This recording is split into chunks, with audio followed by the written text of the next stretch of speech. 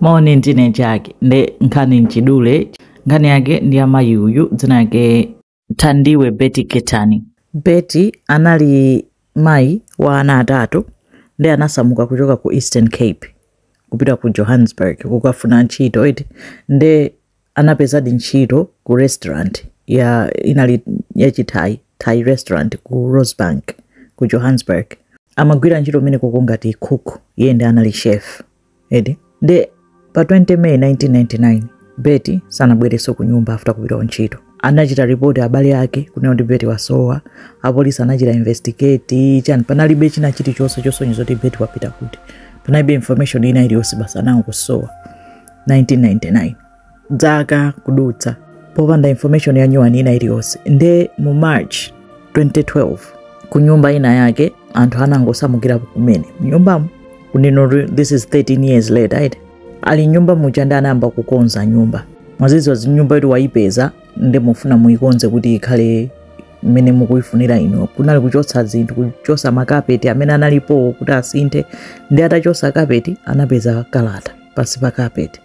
Nde kalata inayamba nkutina kuti ngati mukuwerenga kalata nde kuti ndafa edi anthu acha kuiwerenga kalata anthu tututu kunena kuti kalata bwanji mpaka anathamanga kupita kukapereka kalata ija ku polisi.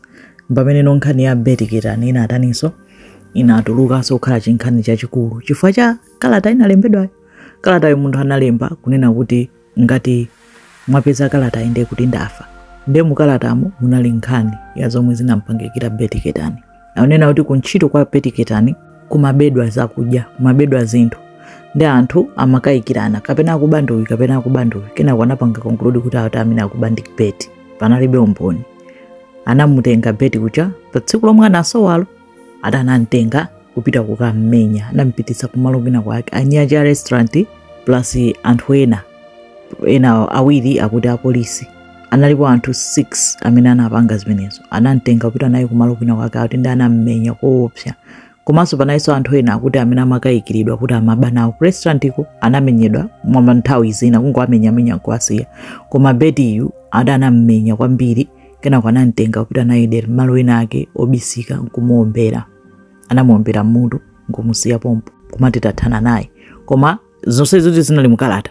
Betty adanapezeka kuti wadzidzimuka sanafe. Ndi atadzidzimuka anayenda mpaka anapeza chithandizo anthu kumtenga kupita naye ku chipatala. Koma chabe kuti fati anamuombera mutu amakhanga samadziwa zomwe zachitika, samakumbukira kalikonse.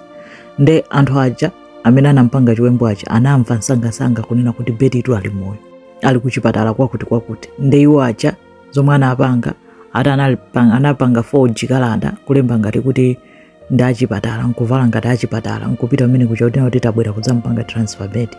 Anamtenga Betty kucha ulendo naye. Anthu ankaona ngati ndi achipatala anamtulusa mchipatala ulendo nayenso kwinanso kwachabe. Ndi akuti no after pamene popo Betty anapeza kuti anafa ndi shock akuti mantha nanje analonda kuti munthu wavulala kale. Ndi atantero anamtenga kukantaya. Mukalatamo analemba ndipo mwana antaya Betty pomwepo. Edi anthu ake akuti munthu wina dzina ake anali Carrington Lawton, panali anthu ena ma brothers a Will Carroll Ranger ndi David Ranger. Edi enawo apolisi awiri. Ada amene analembayo anthu akukhulupirira kuti amene ankalemba ankaona ngati kuti watsala pang'ono kufa ndesa amafuna afe ndi chinsinsi choopsa ngati chimenecho amazunzika nacho mumtima kuti ndife ndi chinsinsi ichi zomwezi zoti what if mwina ndikalangika chifukwa cha zomwe ndinapanga. Ndi kunali kulapa kwa iyeyo ndikaya anayiwala kunena kuti anasiya kalatayo koma munthu anali akadali moyo. After 13 years iyo mene analemba kale kuti ngati mwayipeza ndi kuti ndafa sanafe. Anali magulu amene anamangidwa koma sadziwa kunena kuti weniweni analemba pagulu lomwe linamangidwa alo ndi utiyo.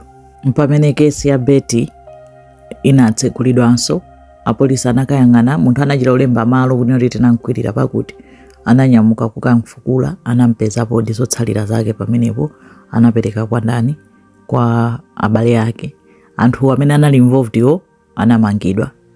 Nkhani yake yomvetsa chisoni kwambiri kunena kuti akuti kunkayikira kuti akuba basi kungomusowetsa munthu nzawo choncho munthu kholo wasiyana ku nyumba achani.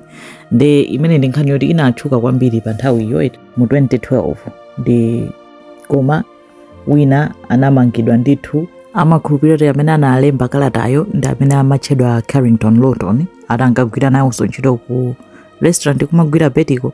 Unali mulandu otchuka kwambiri. In the end abale ake a Betty anatha kukayika maliro a mbale wawo kati ndi mayi awo, nakasana siyana atatu. Kanimvesa chisoni South Africa. Zikomo kwambiri.